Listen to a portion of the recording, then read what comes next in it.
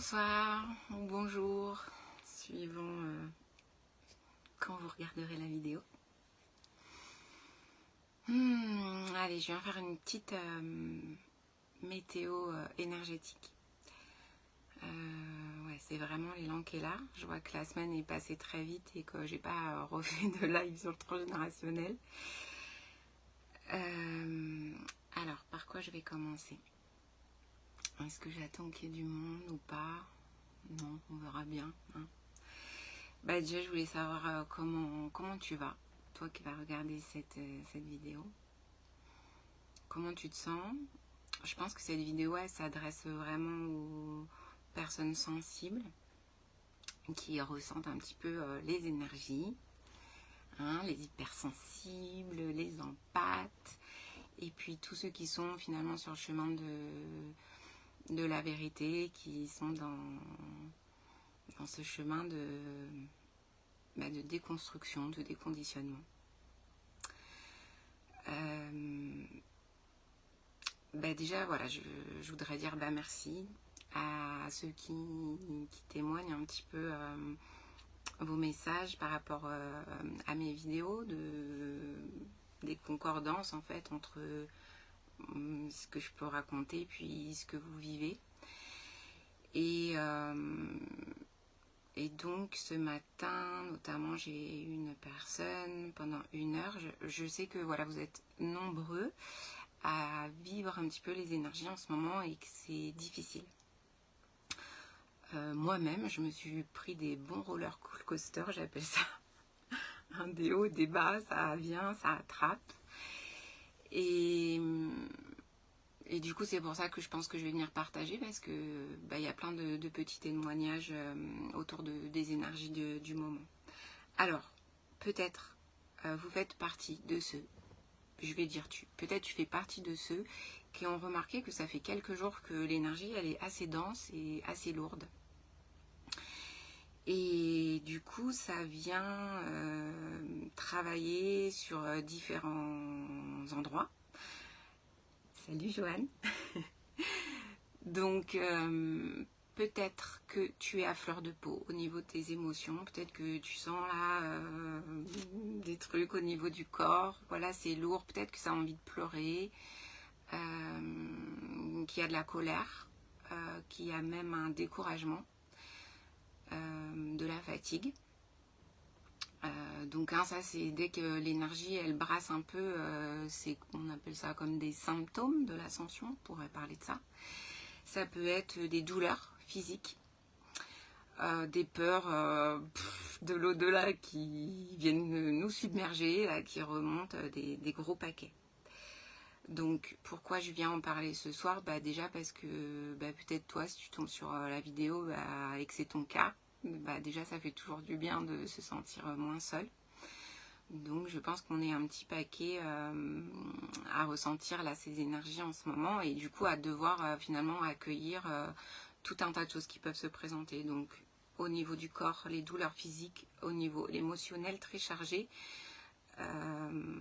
Ouais, donc je redis un peu, voilà, lassitude, on peut même dire de la colère un peu, c'est électrique, c'est dense, c'est lourd, ça se ressent vraiment à travers le corps, physique, émotionnel, énergétique, on est vraiment sur toutes ces dimensions-là.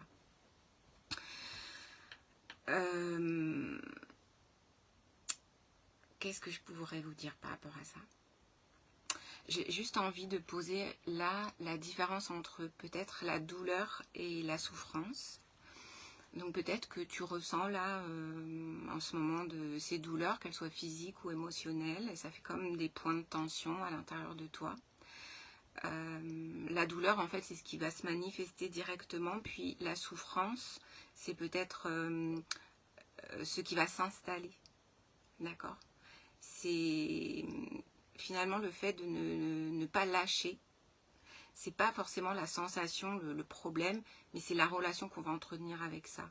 C'est toujours cette histoire de vouloir que les choses soient autrement que ce qu'elles sont, et c'est ça finalement qui va entraîner la souffrance. Mais je sais aussi que quand ça vient nous aspirer comme ça,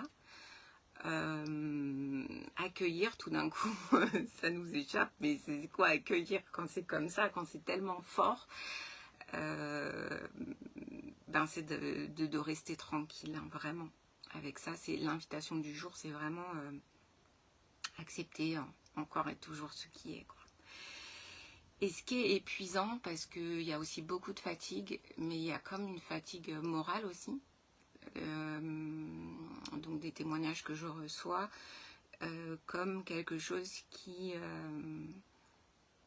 ouais, qui dirait mais quand est-ce que ça s'arrête en fait? Parce qu'il y a tout le temps quelque chose, quoi. Il y a toujours des remontées, il y a toujours à déconditionner, il y a toujours une pleine lune, il y a des gros brassages énergétiques et il y a tout cet inconscient collectif aussi qui forcément on ne sait plus finalement dans ce qu'on ressent qu'est-ce qui appartient à qui et qu'est-ce qui se passe, mais en tout cas on peut juste constater que on ressent fortement les choses.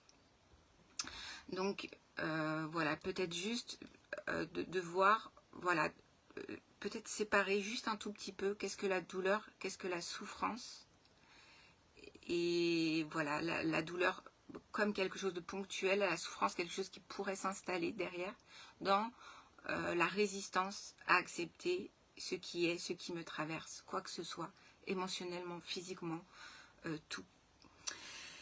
Donc l'invitation à lâcher, même si on a l'impression qu'on a grave lâché des trucs déjà, et ben on continue, on lâche. De toute façon, il n'y a pas le choix, donc on lâche.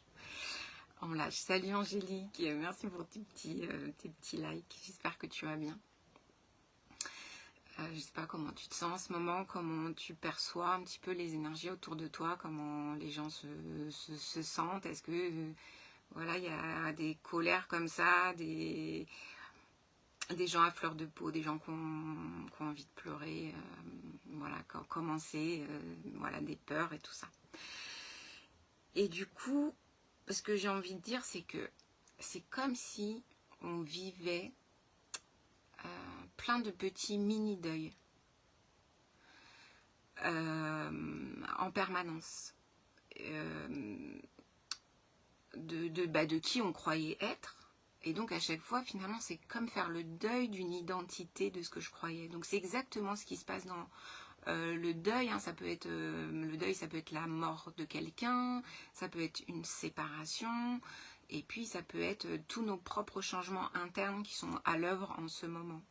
C'est vrai que je vous parle souvent moi des énergies autour, parce que si tout est un, on est connecté à ça. Il y a cette invitation depuis des mois.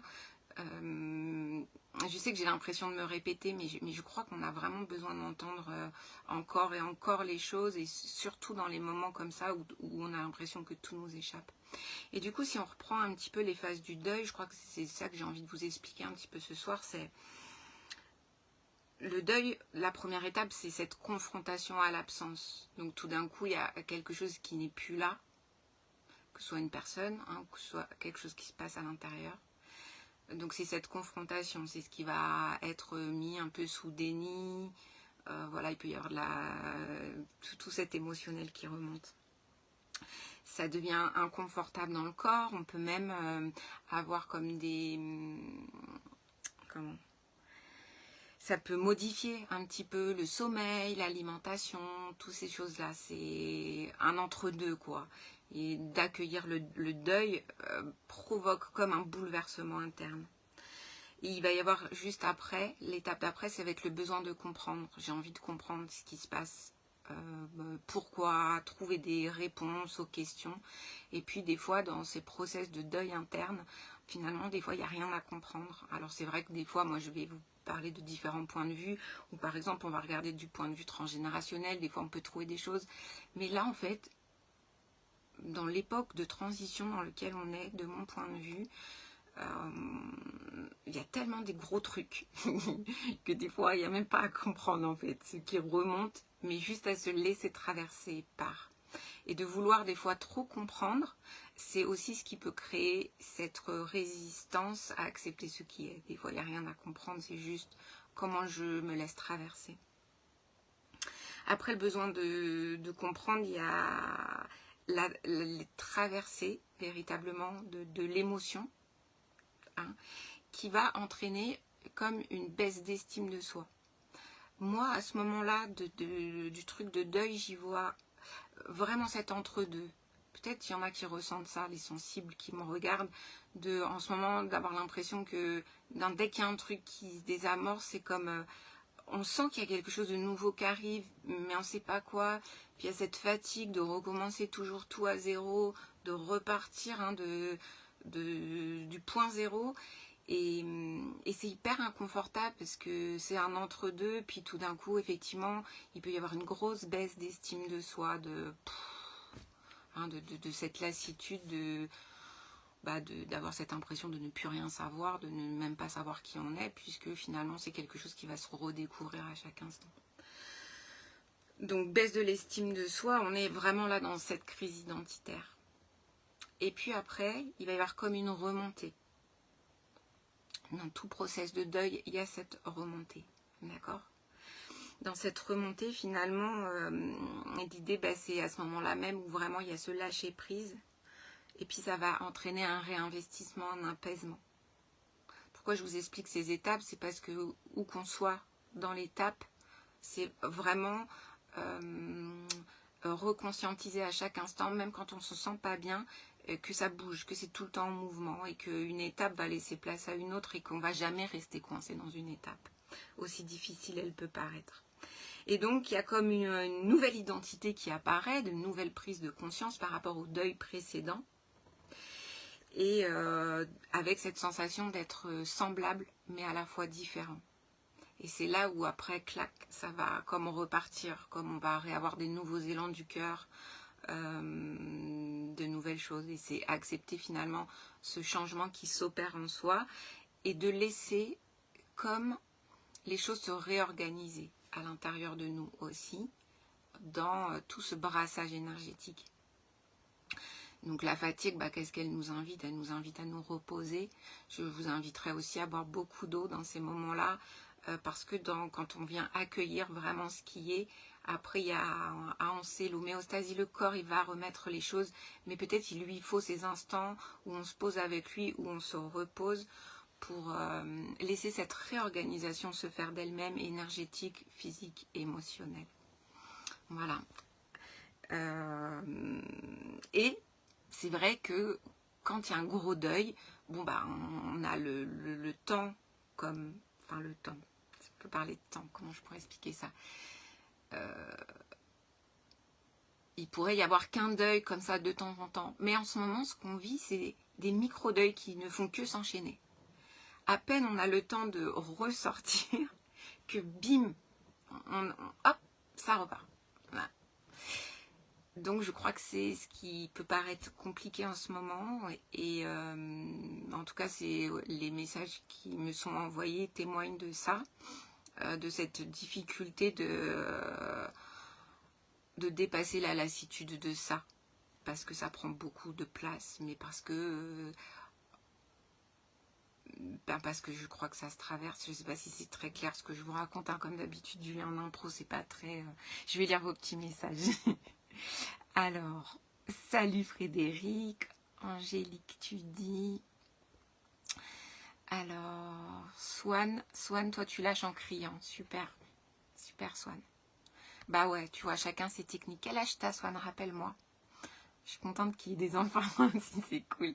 Ouais, tu vois, moi, mais les filles peuvent me témoigner aussi qu'à certains moments de la journée, il y a une envie de pleurer qui monte. Et puis ça intervient alors qu'il ne se passe rien concrètement à l'extérieur. Mais clac, ça vient traverser. Puis voilà, vous êtes tous ensemble. Donc vous chopez aussi un petit peu toutes les énergies autour de vous. Donc tu as 10 ans. 10 ans, ouais. Donc crier, ça va permettre de libérer. Tu vois, ça peut être aussi jeter des coussins. Et voilà, on lâche en fait. Donc super, si toi ça te fait du bien, c'est super, ça te permet de laisser les choses te traverser. Et toi Angélique, tu dis en pleurant ou en explosant. Ok, bon, le but est de ne pas exploser les autres, sur les autres, de ne pas déverser l'insupportable qui peut être ressenti à l'intérieur du corps sur l'autre. parce que c'est ça aussi qui est complexe quand il y a ces grosses crises, je dirais au niveau collectif. C'est que mettre de la conscience dessus, c'est du coup ne pas se décharger sur l'autre, mais être en capacité de...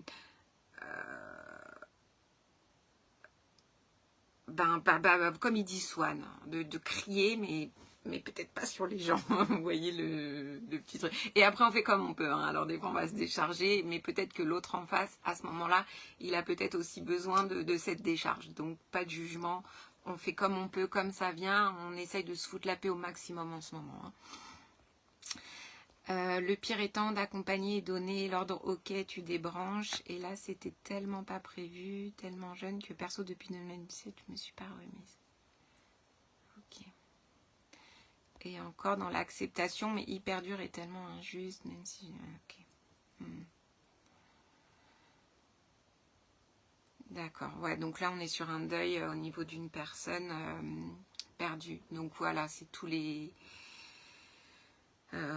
étapes du deuil. Hein. Vraiment, quand on perd quelqu'un, on va vraiment sentir les différentes étapes et puis dans une temporalité.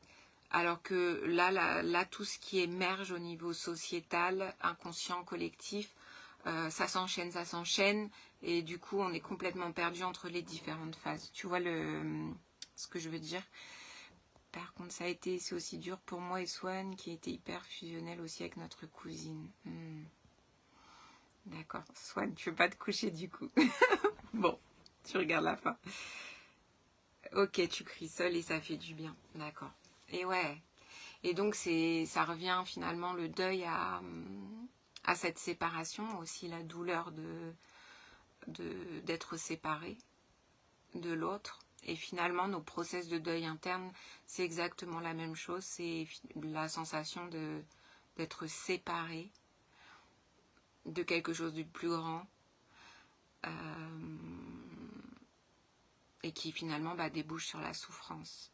Et notre cerveau, il est aussi fait ainsi qu'il va vouloir éviter, hein, on l'a vu dans notre manière à chaque fois de voir les choses, qui va être totalement imprégné de notre propre histoire.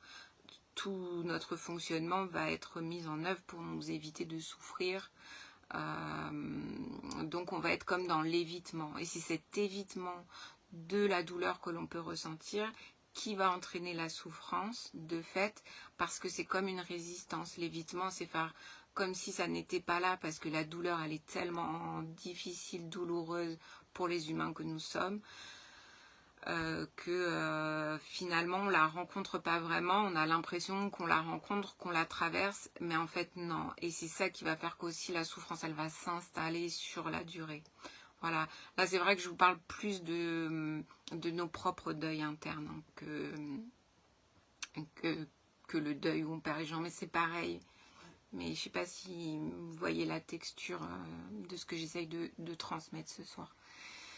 La séparation reste dure, même lorsque la conscience que la personne est là juste de l'autre côté. Ouais, ben oui, c'est le manque en fait. Et c'est ça en fait, ça vient aussi parler de tout ça en ce moment, de le manque et de la peur du manque aussi qu'on peut avoir. Je suis en train de perdre une partie de moi, il va me manquer ça. L'impression d'être séparée, et c'est hyper intéressant tout ça. Moi j'ai rencontré du coup là pas mal de petites choses, puisque Johan donc part demain sur Compostelle, donc il part 1 mois et demi, donc ça a été très intéressant aussi ce qu'il a pu remonter pour moi là-dedans, de cette séparation. On n'a jamais été séparés autant depuis peut-être 17 ans. donc c'était aussi très intéressant de voir ce qui pouvait remonter aussi au niveau transgénérationnel, de tout un tas de choses, puisque en ce moment la porte elle est ouverte à vraiment aller accueillir les choses les plus profondes. Mais bon, j'en reparlerai quand je ferai le prochain live sur le transgénérationnel, de tout ce qui peut se débusquer là en ce moment là-dessus. Voilà, bon, comme d'hab, je ne sais pas si c'est clair.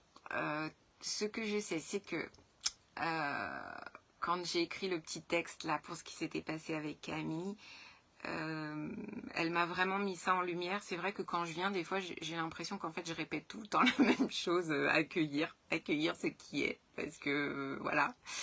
Mais elle m'a rappelé à quel point, à chaque fois, quand c'est difficile pour elle, l'importance de redire ça encore et encore. Donc, je vais continuer à venir répéter mon message encore et encore, qui est: tu es bien plus que ce que tu crois. Et quoi qu'il te traverse, accueille ça, parce que c'est là, et c'est l'accueil qui crée l'alchimie, qui crée le lâchage de la contraction, quoi. Voilà. Alors tu dis, comme le manque de nos espoirs enfants et ce qu'on devient, ça se relie. Ouais, tout se relie, hein, tout se relie. Et puis en plus, du coup, là, dans le transgénérationnel, c'est vrai que je parlais beaucoup de l'éloge de la trahison. Voilà. Hein, on avait vu que finalement, il y a tous ces écosystèmes. Et puis là, avec ce qui s'était passé avec Camille, c'était le moyen de mettre en lumière de comment je trahis aussi ce que j'ai cru vrai dans ce que l'école a pu me renvoyer. Et finalement, on passe toujours d'un écosystème à un écosystème, et il va toujours y avoir qu'est-ce que je crois vrai encore aujourd'hui dans ce que l'autre a pu me renvoyer dans les différents espaces. Et retrouver sa souveraineté dans chacun des espaces, en prenant conscience que l'autre n'a que le pouvoir que je lui donne. Et du coup, ça va être pareil pour aussi toutes les énergies qui nous traversent. Si je rentre en guerre avec ça, ça va prendre du pouvoir. Si j'accueille ce qui est, je retrouve ma souveraineté et le pouvoir que je crois que l'autre a sur moi. Et quand je dis l'autre, encore une fois, c'est le grand autre avec un A majuscule, la situation, les projets, les personnes, l'écosystème, tout s'écroule.